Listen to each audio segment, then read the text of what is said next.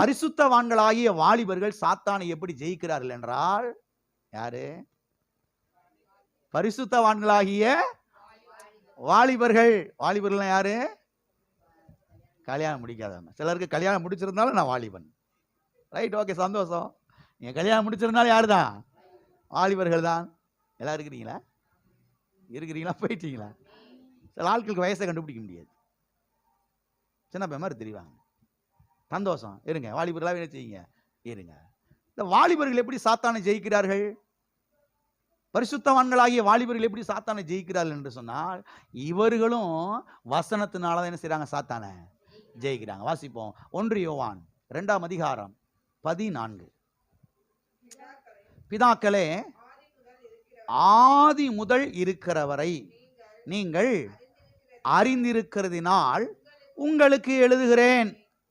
வாலிபரே, நீங்கள் பலவான்களாய் இருக்கிறதினாலும் தேவ வசனம்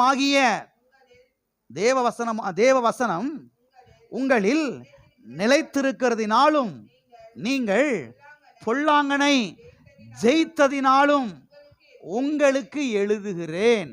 இங்க சொல்றாரு, வாலிபரே நீங்கள் பலவான்களாய் இருக்கிறதினாலும், வாலிபரே வேத வசனம் உங்களில் நிலைத்திருக்கிறதினாலும், வாலிபரே நீங்கள் பொல்லாங்கனை ஜெயித்ததினாலும் உங்களுக்கு எழுதுகிறேன். அப்ப வாலிபர்கள் சாத்தானை எப்படி ஜெயிக்கிறார்கள்? இங்க சொல்லப்பட்டிருக்கிறது, வேத வசனம் உங்களில் நிலைத்திருக்கிறதினாலும். அப்ப வேத வசனம் ஒரு வாலிபனுக்குள்ள, ஒரு வயோதிபருக்குள்ள, ஒரு மனுஷிக்குள்ள நிலைத்திருக்கும் பொழுதுதான் அவர்கள் பலவான்களாய் மாறுகிறார்கள். அவர்கள் சாத்தானை என்ன செய்கிறார்கள்? ஜெயிக்கிறார்கள். பொல்லாங்கன், பிசாசுக்கு இன்னொரு பேரு. பிசாசுக்கு இன்னொரு பேரு சோதனைக்காரன். இப்படி பல பேர் பிசாசுக்கு இருக்குது. சோதனைக்காரன், தந்திர உள்ளவன், இப்படி நிறைய பேர் இருக்குது. இங்க பாருங்க, பொல்லாங்கனை ஜெயித்தார்கள். அப்ப பொல்லாங்கனை, சாத்தானை, பிசாசை வாலிபர்கள் எப்படி ஜெயிக்கிறார்கள்? வேத வசனத்தினாலே. அப்ப வேத வசனம் உள்ள நிலைத்திருக்க இவர்கள் பலவான்களாய் மாறுகிறார்கள். இவர்கள் சாத்தானை என்ன செய்கிறார்கள்? ஜெயிக்கிறார்கள். இருக்கிறீங்களா? எல்லா கரங்க சொல்லுவோம். நான் தேவனுடைய வார்த்தையினாலே சாத்தானை ஜெயிக்கிறேன். அப்ப வேத வசனம் நம்மில் நிலைத்திருப்பது என்பது அவ்வளவு முக்கியமான ஒன்றாக இருக்கிறது. அப்ப தேவனுடைய வார்த்தை நமக்குள்ளே நிலைத்திருப்பதற்கும் நாம் சாத்தானை ஜெயிப்பதற்கு நெருங்கிய தொடர்பு இருக்கிறது. மறுபடியும் சொல்லவா? கவனிக்கிறீங்களா? தேவனுடைய வசனம் நமக்குள்ளே நிலைத்திருப்பதற்கும் நாம் சாத்தானை ஜெயிப்பதற்கும் நெருங்கிய தொடர்பு இருக்கிறது.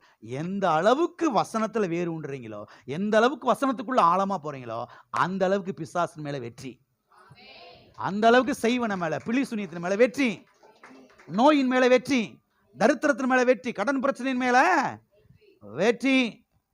அப்ப வாலிபர்களுக்கு எதை சொல்லிக் கொடுக்கணும்? எதை சொல்லிக் கொடுக்கணும்? வசனத்தை சொல்லிக் கொடுக்கணும். வசனத்திலே நிலைத்திருப்பதை சொல்லிக் கொடுக்க வேண்டும். இதை விட்டு போட்டு வாலிபர்களை கூப்பிட்டு, தம்பி இப்படிலாம் முடி வெட்டாத,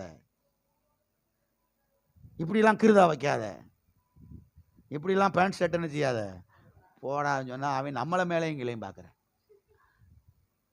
நம்மளை மேலே எங்களையும், தம்பி மீசையெல்லாம் வைக்கக்கூடாது, மீசையெல்லாம் வச்சா பரலோகம் போக. வாலிபரை கூப்பிட்டு வசனத்தை சொல்லி கொடுக்காம மீசை எடுக்கிறத பத்தி, கரசா மண்டை மாதிரி தலையை வெட்டுறத பத்தி, ஜிப்பா சட்டை போடுறத பத்தி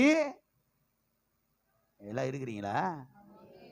கிருதாவெல்லாம் எடுக்கிறத பத்தி, மண்டையை சட்டி மண்டை மாதிரி வெட்டி விடுறத பத்தி, இப்படிலாம் அவன்கிட்ட நம்ம பேசணும்னா அவன் நம்மளை மேலே எங்களை என்ன செய்யறான்? பார்க்குறான். சில சபைகளுக்கு போனா ஞாயிற்றுக்கிழமை இதான் பிரசங்கமே. சகோதரா, மீசை நீளமா வைத்திருக்கிறாய், இன்றைக்கு கத்தர் வந்தால் கத்தர் உன்னை கைவிட்டு விடுவார், கத்தர் உன்னை செஞ்சிருவார், உன்னைய கைவிட்டுருவார், நீ பரலோகத்துக்குள்ள நுழைய முடியாது. எல்லாம் இருக்கிறீங்களா? இருக்கிறீங்களா? போயிட்டீங்களா? வாலிபர்கள் அவர்கள் வசனத்தில் என்ன செய்ய வேண்டும்? நிலைத்திருக்க வேண்டும். வசனத்தை அவனுக்கு சொல்லி கொடுத்தாவே இந்த வசனம் அவனை போய் என்ன செய்யும்? மாற்றும், அவனை வாழ வைக்கும். நம்ம போய் அவனை கிருத வைக்காத, முடியல நீளமாக வைக்காத, மீசை எடுத்துரு, இதை பண்ணாத அதை பண்ணாதனா அவன் நம்மளை பார்த்தாவே அடுத்த தெருவு பக்கம் ஓட்டம் பிடிப்பான். நம்மளை பார்த்தாவே ஓட்டம் பிடிக்க ஆரம்பிப்பான். நம்முடைய சபையில் அதெல்லாம் பண்ணுறதே கிடையாது. நீ யாரும் பயப்படாதீங்க, தைரியம் உட்காருங்க. பாஸ் நம்மளை ஒருவேளை அப்படின்னு சொல்லிடுவாரோ,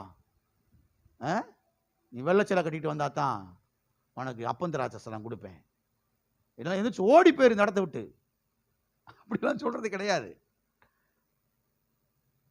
எல்லாம் இருக்கிறீங்களா? கர்த்தருடைய பந்தி நேரத்தில் எல்லாம் கர்த்தருடைய பந்தி அனுசரிப்போம் அப்படின்னு சொல்லி பிரசங்கம் சொன்ன உடனே இவங்க எந்திரிச்சு வெளியே போய் செருப்பு தேடிட்டு கிடக்குறாங்க, எந்திரிச்சு வீட்டுக்கு ஓடுறதுக்கு. கர்த்தரண்டையில் வாப்பா, இயேசுவின் ரத்தத்தை நினைவு கூறு, பிக்கப்பட்ட சரீரத்தை நினைவு கூறு, இங்கே பாதுகாப்பு இருக்குது, சுகம் இருக்குது, கர்த்தர் பாதுகாப்பார், மன்னிப்பார், சுகமாக்குவார், வாழ வைப்பார் அப்படின்னு சொல்கிறத விட்டு போட்டு இதில் பங்கு போடுறதுக்கு உனக்கெல்லாம் தகுதியே கிடையாது. இன்னும் சொல்கிற ஆளுக்கு என்ன தகுதி இருக்குது? அறிவுள்ளவர்கள் சிந்திக்க கடவர்கள். நின்று சொல்கிற ஆளுக்கு என்ன தகுதி இருக்குன்னு கேட்குறேன். எல்லாம் கரெக்டாக நடந்துடுறாரு அவரு, அவர்கிட்ட எந்த குறையுமே இல்லையா? எடுத்து கொடுக்கறதுக்கு அவருக்கு என்ன தகுதி இருக்குது? ஏன்னா என்ன மாதிரியே பார்க்குறீங்க எல்லாரும். என்னத்தையாவது சொல்லி தங்களை பெரிய ஒரு ஆள் மாதிரி நிலைநிறுத்திக்கிட்டு கர்த்தரண்டையில் வர்றதை சொல்கிறத விட்டுவிட்டு கர்த்தருடைய பிரசன்னத்தை விட்டு துரத்தி அடிக்கிற வேலையில் செய்யக்கூடாது. ஓடி போயிரு, திரும்பி பார்க்காம. அப்பத்திராட்சரத்தில் பங்கெடுக்கிற உனக்கெல்லாம் என்ன அருகதை இருக்கிறது? துரத்துறதா பண்றது? வாய கர்த்தரண்டையில் வாயா, கர்த்தர் உன்னை நேசிக்கிறாரியா, கர்த்தர் உன்னை அன்பா இருக்கிறாரியா, இயேசுவின் ரத்தம் பெரியதாக இருக்கிறது, உன்னை கழுவி எடுக்கும், நீ சுத்திகரிக்கும். வா கர்த்தரண்டையில் வா, நீ அவருடைய பிள்ளையா இருக்கிற வா. சத்துருவா இருக்கும் போதே நேசிச்சார்ல, இப்போ நீ அவருடைய பிள்ளையா இருக்கிற வா, கர்த்தரண்டையில் வா. இயேசுவின் ரத்தம் உன்னை கழுவும், உன்னை சுத்திகரிக்கும். என்ன மாதிரி செய்தி பாருங்க. உடைஞ்சு போன உள்ளமெல்லாம் அப்படி என்ன செய்ய ஆரம்பிக்கும்?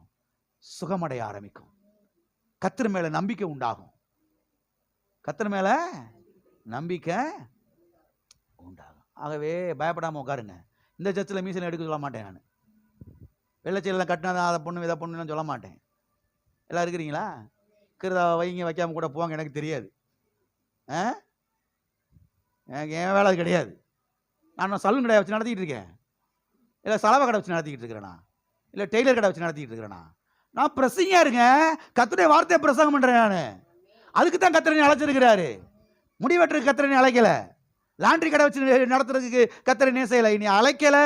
கர்த்தருடைய வசனத்தை எடுத்து ஜனங்களுக்கு சொல்லுவதற்காக கர்த்தர் என்ன செஞ்சிருக்கிறார்? இனி அழைத்திருக்கிறார். ஆமென். எனவே வாலிபர்களாலும் சரி, வயோதிகர்களாலும் சரி, எதுல நிலைச்சிருக்கணும்?